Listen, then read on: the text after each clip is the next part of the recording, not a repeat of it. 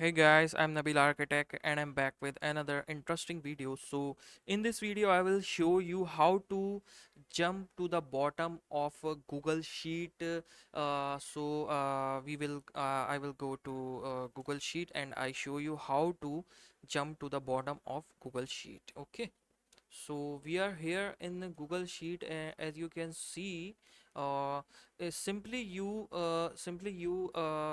press Control and down arrow down button, and as you can see, this is you jump to the bottom of the sheet. Okay, if I add one here and two, add two here, and I go to move to here, and I I want to move on two.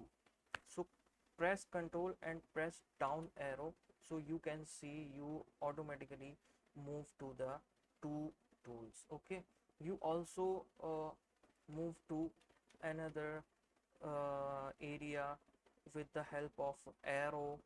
Okay, so that's it. Basic tutorial of Google Sheet, how to jump to the bottom in the uh, Google Sheet. So keep supporting, subscribe my channel.